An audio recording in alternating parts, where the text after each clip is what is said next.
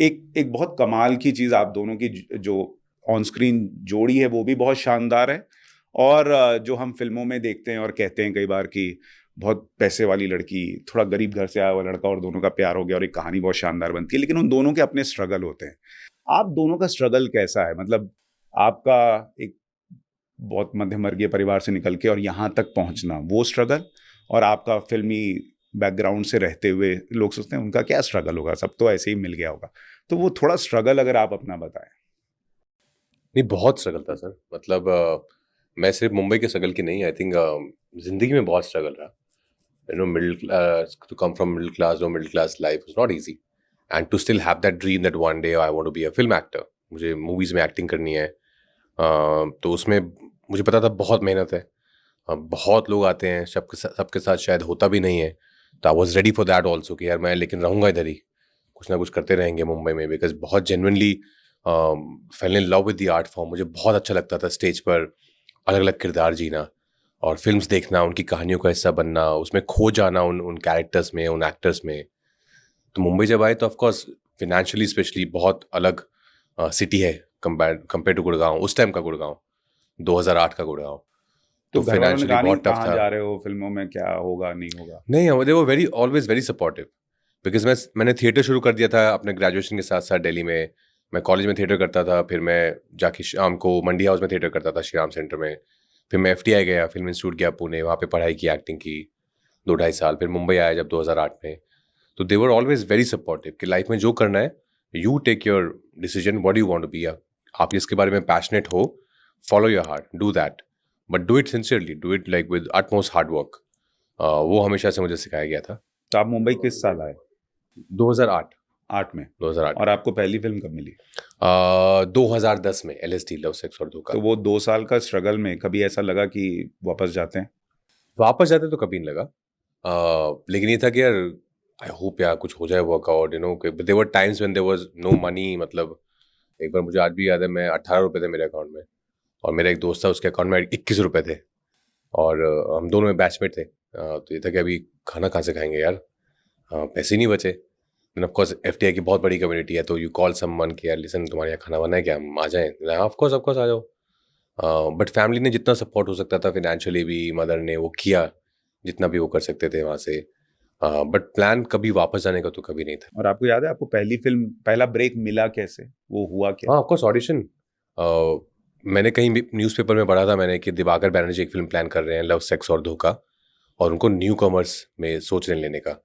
तो यार मुझे इसका हिस्सा बनना है यार, ये बहुत अच्छी अपॉर्चुनिटी है। उसके पहले ऑफ कोर्स 100 ऑडिशन दे चुके थे। तो उन तक पहुंचने का जरिए था कि ऑफिस जाएं उनके। ऑफिस गए तो वहाँ पे बोला कि नहीं, अरे यहाँ नहीं कास्टिंग होती, कास्टिंग डायरेक्टर है, उनसे मिलो। तो कौन है मैम? अतुल मोंगिया उनका नंबर। नहीं नहीं, नंबर नहीं हम दे सकते। ले ओ अच्छा। तो अपनी एक स्टोरी बना के घूमता था मैं कि मैंने काम किया FTI में, ये ले लीजिए। अच्छा हाँ ठीक है लाओ, वो रख ली होगी उन्होंने। फिर अतुल मोंगिया को ढूंढो, हमारे कास्टिंग डायरेक्टर हैं, तो उनको ढूंढा। एक कॉमन फ्रेंड मिला जो उनको जानता था, उससे नंबर लेके बार बार मैसेज करना, और बार बार ये रिप्लाई आना कि हाँ पिक्चर्स मेल कर दीजिए। ऑफ कोर्स उनको भी हज़ारों मैसेज आते सही होंगे। बात। तो till one day is like कि अच्छा यू नो भाई तू आ जा, ऑडिशन दे दे। मैं हासिल करता रहा, उनके पीछे बढ़ा रहा। और फिर वो ऑडिशन से आपको चीज़ें शुरू हुई, first round, second round, third round, till we got that fun phone call we all wait for in Mumbai.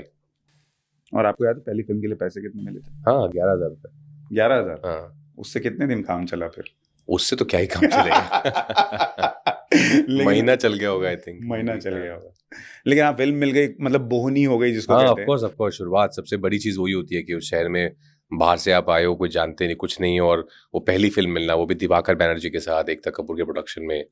So like thank you God, या लॉट ऑफ ग्रैटिट्यूड। या श्रद्धा आपका स्ट्रगल, ऐसे दिन, श्रद्धा आपका स्ट्रगल, ऐसे दिन आपने तो शायद नहीं देखे होंगे, 18 रुपए बच्चे, 21 रुपए बच्चे, लेकिन जो स्टार किड्स हैं उनका अपना एक स्ट्रगल होता है। आपको याद है वो स्ट्रगल कैसा था पहली फिल्म तक का? तो मैंने मम्मी पापा को बोला था कि मैं कॉलेज छोड़ना चाहती हूँ, और मैं एक बापू, मेरे पिता को मैं बापू बुलाती हूँ। बापू मैं आपकी तरह एक एक्टर बनना चाहती हूँ। तो उन्होंने बोला अच्छा आपको कॉलेज छोड़ना है, पक्का आपने सोच लिया कि आपको छोड़ना है? मैंने बोला हाँ बिल्कुल मैंने सोचा है।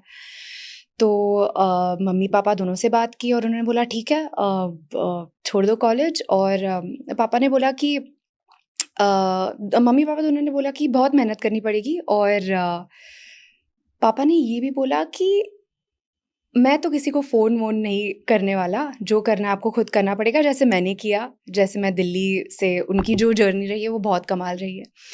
तो फिर मैंने बोला हाँ बिल्कुल, मैं भी ऑडिशन दूंगी और कोशिश करूंगी कि मुझे भी मेरी पहली फिल्म मिले।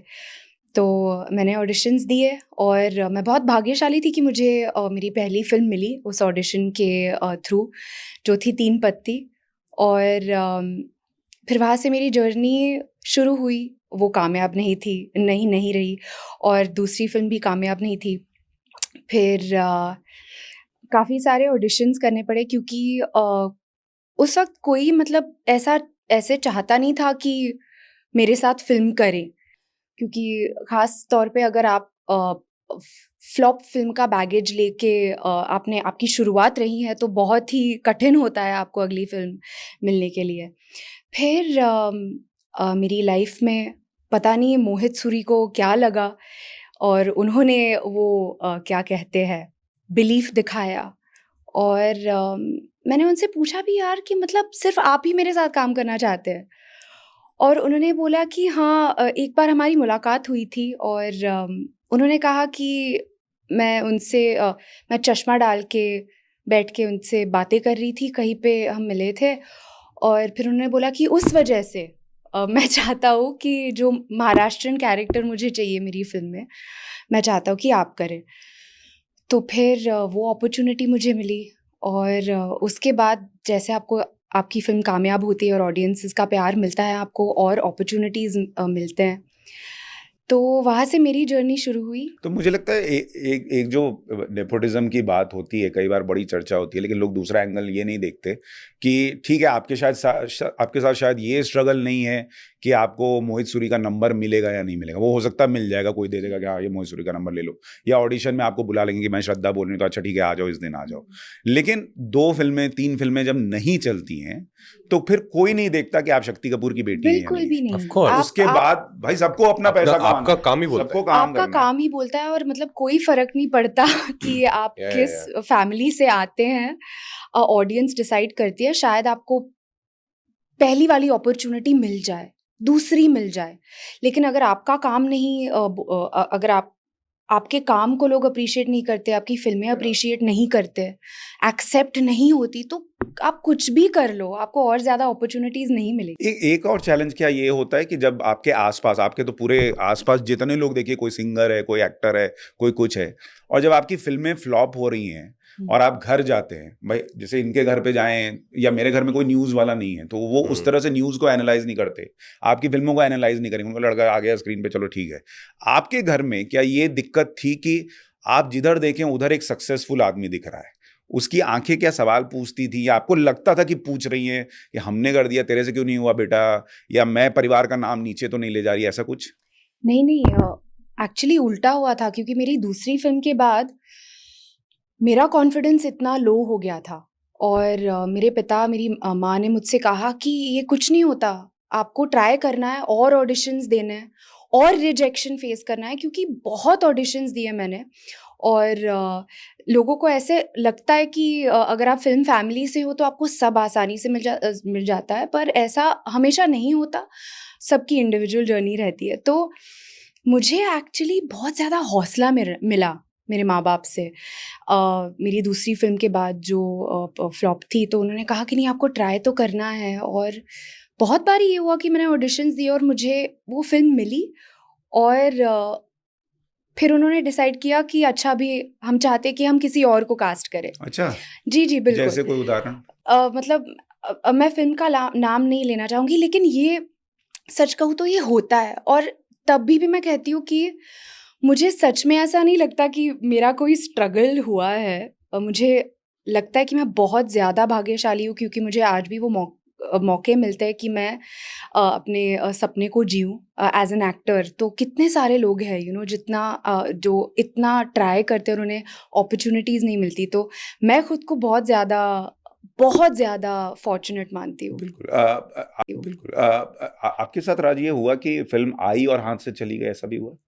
हाँ, हुआ। जैसे कोई फिल्म आपको याद है? हाँ, of course, again without taking names. हाँ, 2 बार हुआ। एक बार मेरे साथ भी 2 बार 2 हुआ बार? है। एक बार तो फिल्म और मतलब साइन हो गया, सब साइन हो, कॉन्ट्रैक्ट आ गया मेरे पास कि साइन करना है। डायरेक्टर से काफ़ी मीटिंग्स हो गई और अच्छी बड़ी फिल्म थी, पोस्ट काय पूछे। And then you get to know कि नहीं, you been replaced by someone else. Okay. And then another time it happened कि सब कुछ हो गया, लुक टेस्ट हो गया, पोस्टर शूट हो गया। एंड देन आप न्यूज़पेपर में पढ़ते हो कि आप उस फिल्म का हिस्सा ही नहीं हो। ओह! Oh wow! हाँ। या न्यूज़पेपर में? हाँ। मतलब इतनी भी कर्टसी नहीं कि बता रहे हैं कि आपको हटा दिया है या मतलब किसी और को ले लिया है। ये तो थोड़ा निर्मम है। पर मुझे तो लगता है कि ये जो एक्सपीरियंसेस है ना, इन जैसे मैंने केक भी काटा था और बहुत सेलिब्रेशन भी किया मेरे साथ कि अरे आप इस फिल्म का हिस्सा हो और हम बहुत खुश हैं कि आप इस फिल्म का हिस्सा हो, और फिर सडनली वो चेंज करते हैं तो उस वक्त बहुत बुरा लगता है। लेकिन अभी जब मैं देखती हूँ ना, मुझे लगता है कि ये जो एक्सपीरियंसेस है होते हैं, एंड मेरे लिए मेरी जर्नी में ये बहुत ज़्यादा इम्पोर्टेंट रहे हैं to make me who I am today. And एक कहावत है ना कि failure, rejection is a very important step towards success. तो मेरा ये मानना है।